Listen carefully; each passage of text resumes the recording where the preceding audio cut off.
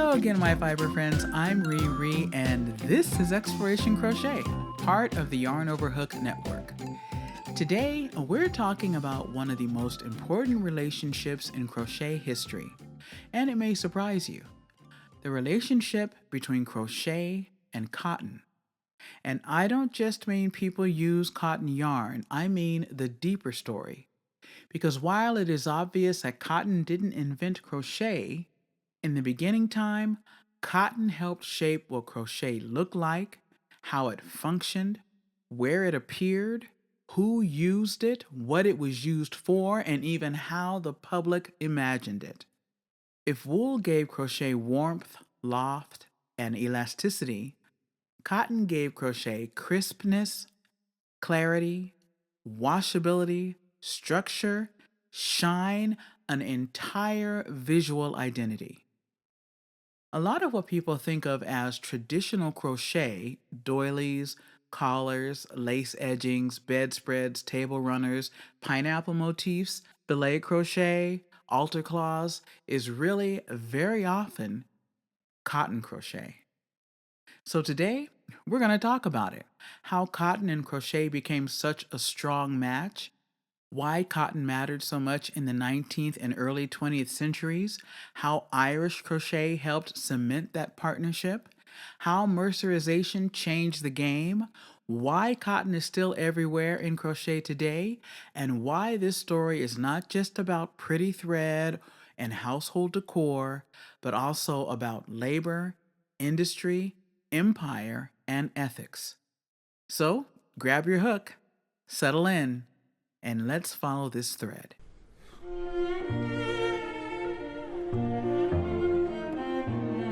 At the basic level, crochet and cotton get along because of what each one of them does. Crochet is a loop-based structure. It is built one stitch at a time, one loop into the next. Crochet tends to be more structural and more defined than any other fabric making techniques. You can see the architecture in it. Cotton, meanwhile, is a fabric that tends to show structure clearly. It doesn't have the bounce of wool, it doesn't spring back the same way, it doesn't blur and puff itself into softness the way a fuzzy animal fiber can. Instead, cotton tends to give you clear stitch definition, firmer edges, and sustained stitch visibility. That makes cotton especially good for crochet projects where you want the stitches to read cleanly. And that matters a lot in lace. If you're making open work, eyelets, picots, arches, meshes, flowers, pineapples, leaves, any geometric motifs, you want the yarn or thread to cooperate. You want it to let the pattern show. You want it to hold the shape. You want the spaces to remain spaces and the fabric to look intentional. Cotton does that beautifully. Now, cotton is not perfect. We'll get there. But one of the great reasons it became so important to crochet is simple. Cotton makes crochet visible. It lets the stitch pattern speak. And because crochet is such a visibly structured craft, that partnership became incredibly powerful. Now, here's an important historical point. When people imagine old lace, they often picture white, delicate work and might assume cotton was always at the center of that story. But historically, older European lace traditions often relied heavily on linen, or silk, or sometimes metallic threads. Cotton was not always the default fine lace material. That matters because crochet, as it emerged into the historical record as a distinct free looping craft in Europe, rose to prominence during a period when cotton was becoming much more important commercially. So crochet and cotton meet at a very interesting historical moment. Crochet appears and spreads in the late 18th and 19th century. At the same time, cotton thread production is becoming more industrialized, more standardized, more available, and more affordable. That timing is everything. Because crochet is one of those crafts that thrives when tools and materials become accessible. And if cotton thread can be made in fine, even, affordable quantities, suddenly crochet becomes incredibly scalable. So, cotton didn't give birth to crochet, but cotton arrived in force at exactly the right time to help crochet expand. This is one of the reasons the two became so closely linked.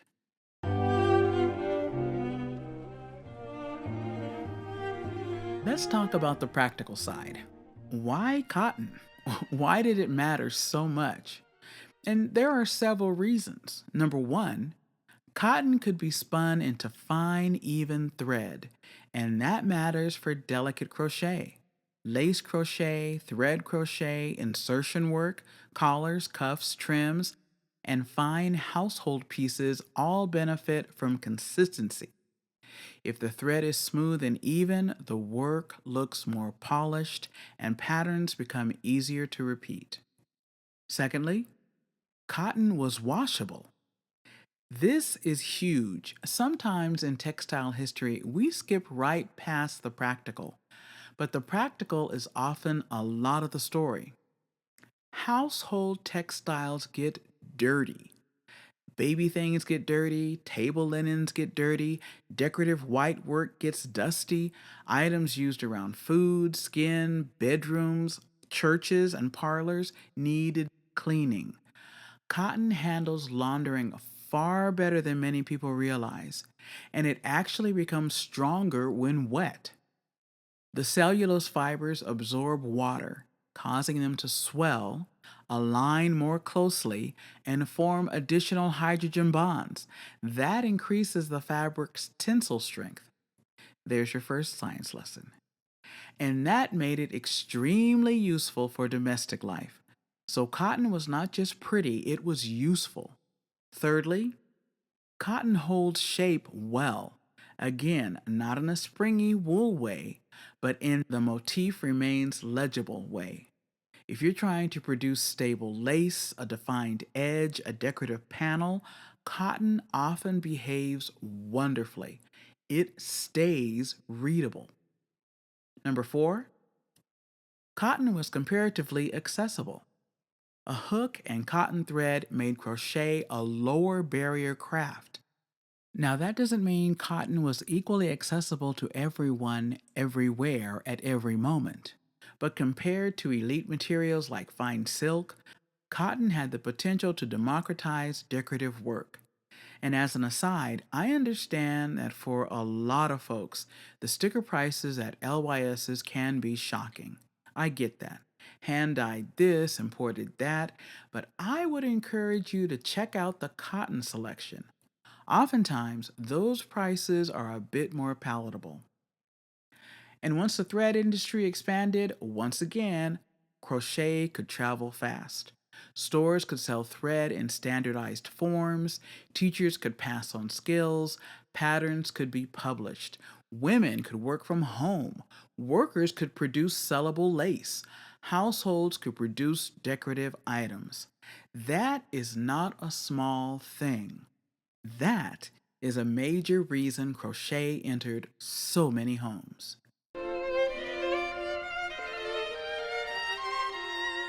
This is one of my favorite parts of the story. When people think historic crochet, what do they often picture? White thread, steel hooks, doilies, edgings, bedspreads, fillet panels, collars, delicate floral motifs, pineapples, parlor tables, antimacassars, maybe a church bazaar table covered in handmade pieces. That visual identity did not happen by accident. Cotton helped create that image because cotton thread made it possible to produce neat, crisp, refined looking crochet for the home and for dress. It let crochet enter the visual world of fine domestic needlework. And once that happened, crochet became strongly associated with domestic skill, feminine accomplishment, household beauty, respectability, and decorative labor. Now, to be clear, crochet has always been bigger than that. But cotton did help anchor crochet inside that public image for generations. So when people dismiss crochet as just doilies or just lace, what they are often really reacting to is the long cultural visibility of cotton thread crochet. Cotton did not narrow crochet, but it did help define one of its most recognizable historical faces. And if we want one of the clearest examples of the relationship between crochet and cotton, we have to talk about Irish crochet lace. Irish crochet is one of those moments where material, technique, economics, and history all collide. In the 19th century, Irish crochet developed as a form of crochet lace inspired in part by the appearance of Venetian needle lace. But instead of requiring the exact same methods and materials as elite needle lace traditions, crochet offered a way to imitate that ornate look through hookwork. And cotton thread was central to that effort. Why? Because it was practical, it was workable, it was comparatively affordable, and it could produce fine results. This is the key. Irish crochet was not just aesthetic, it was economic. Crochet lace production in Ireland became deeply connected to livelihood. It became something that could be taught, organized, and sold. People could produce motif, lace insertions, collars, and accessories from relatively simple tools and a supply of cotton thread. That means cotton helped crochet become not just a decorative craft, but an income generating one. That is a major part of the history. And cotton mattered visually here too. Its whiteness, clarity, and firmness made it well suited to imitation lace aesthetics. It helped produce the raised flowers, leaves, cords, and open meshes that made Irish crochet so striking. So, in Irish crochet, we see cotton doing three jobs at once: it is the material, it is the economic enabler, and it is the visual translator. That is a powerful combination. Okay, so now let's talk about a true game changer in the relationship between crochet and cotton, and one of my personal loves about cotton: mercerization. If plain cotton and crochet were already a strong partnership, mercerized cotton gave that partnership polish, power, and quite the glow up. And here is your second science lesson. Mercerized cotton is a high quality cotton fiber treated with a caustic soda solution, specifically sodium hydroxide, while held under tension. And that tension is what helps transform the fiber into something stronger, smoother, and more lustrous than regular cotton. Named after the 19th century chemist associated with its development, John Mercer, the mercerization process involves placing the cotton in a cold, concentrated alkaline bath, which causes the fibers to swell, become more rounded, lose some of this natural twist, gain a distinctive sheen, and emerge with a noticeably different character and performance. And for crochet, oh, this mattered because suddenly cotton was not just practical and washable, it was elegant.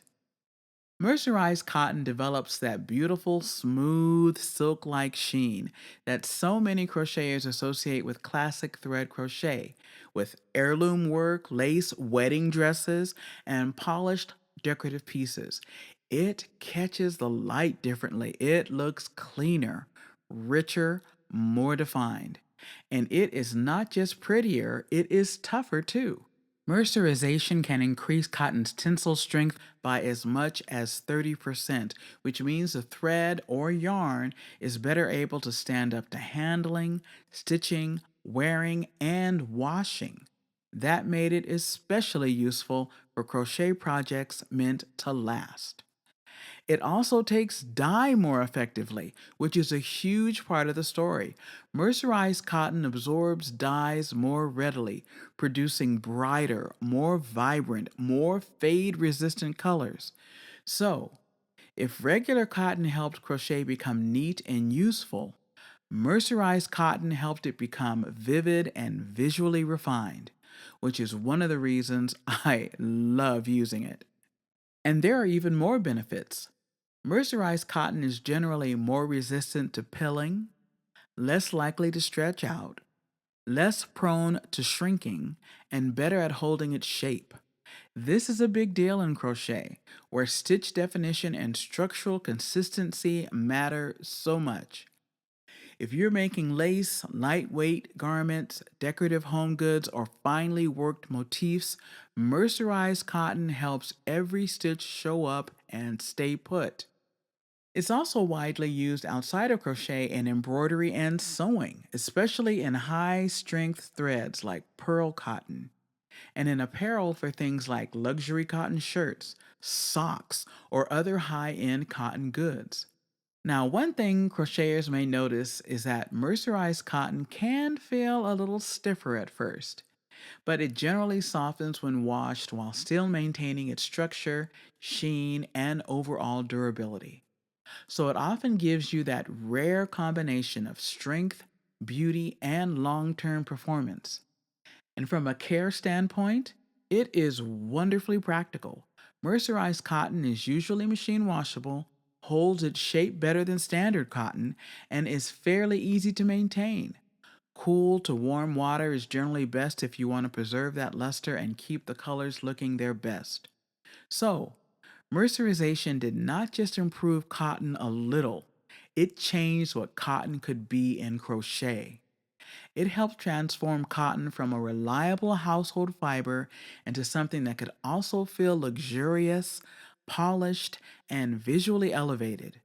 That glossy crochet thread people so often associate with classic doilies, ornate bedspreads, and any high end decorative work, mercerized cotton.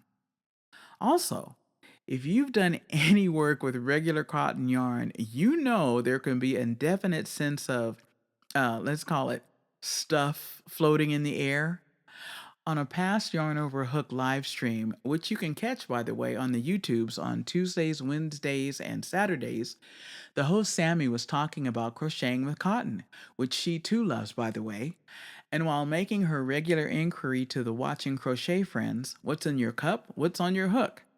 In the chat, someone who shall remain unnamed, Brianna, aptly replied, cotton. That doesn't happen when cotton is mercerized. So the takeaway? If regular cotton helped crochet become practical, mercerized cotton helped crochet become glamorous.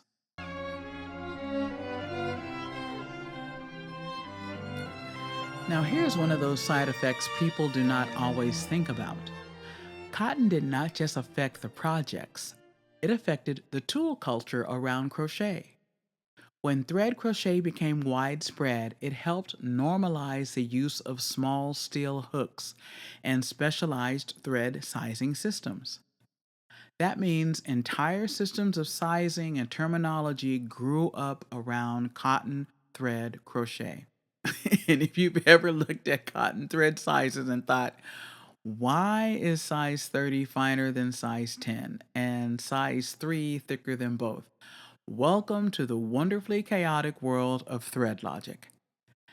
That whole area of crochet culture, tiny steel hooks, bedspread cotton, crochet cotton, pearl cotton, thread numbers, exists in large part because cotton thread crochet became such a strong and lasting part of the craft. So, cotton didn't just give crochet projects, it helped give crochet a sublanguage. It helped shape how people talked about fine work, how patterns were written, how materials were marketed, how products were sold. That is a deeper influence than people often realize. Now, let's sit for a moment inside the household history of crochet and cotton, because this is where the story gets intimate. Cotton crochet lived in homes, on tables, in drawers, on sleeves and collars, around hand towels, across pillowcases, on bassinets, inside trousseaux, at church fairs or family gatherings, in drawers of carefully folded linens, in gifts for brides and babies. I can't emphasize it enough. Cotton crochet fit domestic life because it was both decorative and practical. A crocheted edging could elevate an ordinary textile. A cotton insert could make a household item feel refined. A doily could protect furniture while still displaying skill. A bedspread could be both an object of labor and a symbol of care. Now, why did I go through all that? Because this is one reason why crochet gets underestimated, because domestic objects often get underestimated. The history of cotton crochet is the history of women's labor, taste, patience, skill, and social identity. It is the history of making beauty in ordinary spaces, and ordinary is often undervalued.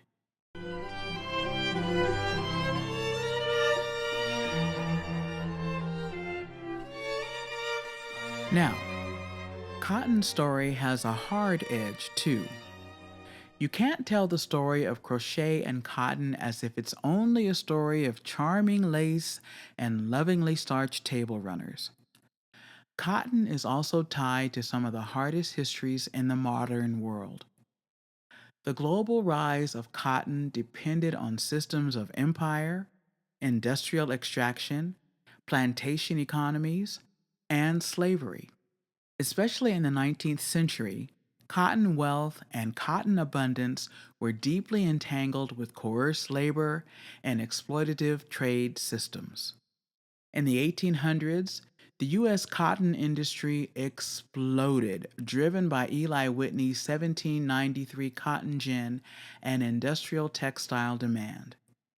The invention of the cotton gin allowed for 10 times faster separation of seed from fiber, making large scale production extremely profitable. Cotton production shifted westward from coastal states to new lands in Alabama, Mississippi, Louisiana, and Texas, which is still today the U.S.'s largest producer of cotton. In 1850, 1.8 million of the 3.2 million enslaved people in the U.S. were engaged in cotton cultivation. Production increased from roughly 5 million pounds per year in the late 18th century to 2 billion pounds by 1860, at which time the U.S. South produced over two-thirds of the world's supply. Northern textile mills spun it into cloth for sale. Southern planters sold it to Europe, purchasing manufactured goods in return, and New York speculators loaned money for the purchase of land and slaves. Cotton, 61% of total U.S. exports, anchored the economy. So, when we talk about the explosion of cotton thread, cotton textiles, cotton accessibility, we also have to acknowledge that affordable and abundant do not come from nowhere. They often come from somebody else paying the human cost. This doesn't mean that every crocheter sat around thinking about global cotton economics when making a lace collar. Of course not. But it does mean that material history matters. The prettiness of cotton crochet sits inside a much larger economic history, and that history includes pain, exploitation, and colonial power.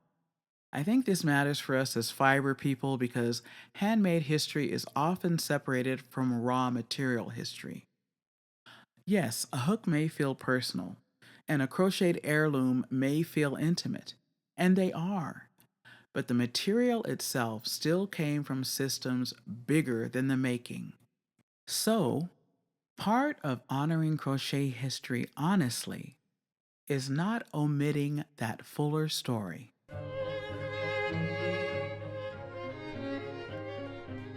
Now let's talk like crocheters, because historically important does not automatically mean universally enjoyable.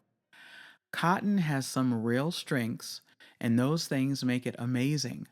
But cotton also has some challenges. One I mentioned earlier, and additionally, it's less elastic than wool. That means your hands feel more of the work. And probably if you are on the YouTubes, there are more people who complain about cotton than any other fiber, unless they're allergic to lanolin or something. Cotton, it doesn't glide the same way for every crocheter. It can expose uneven tension. It can feel heavy. It can stretch under its own weight in large garments.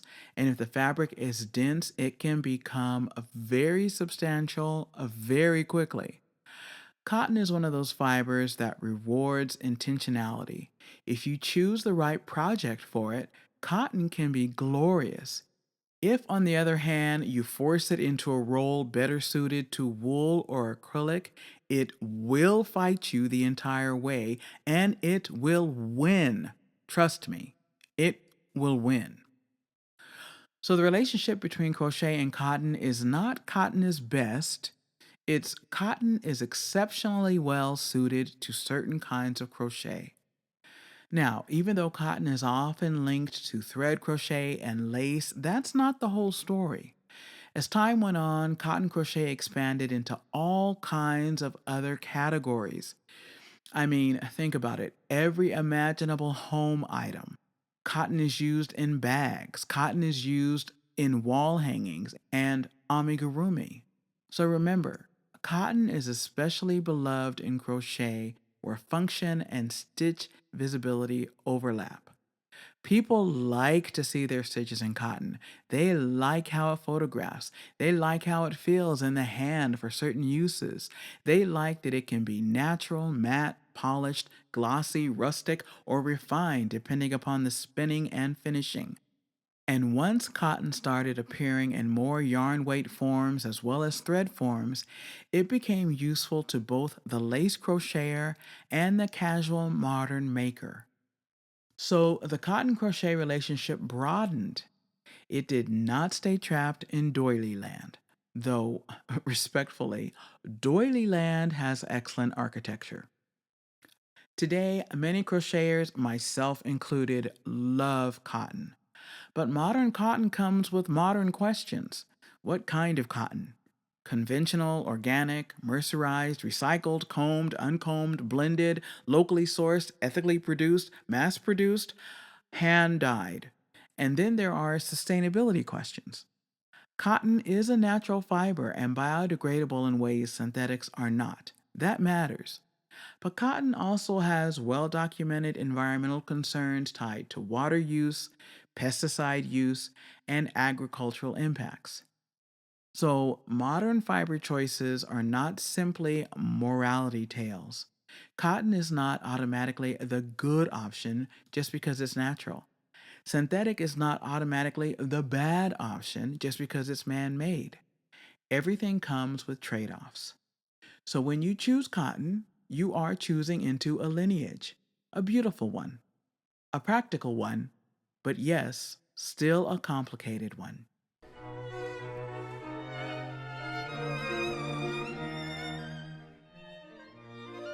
Well, if I had to sum up the entire relationship in one idea, it would be this.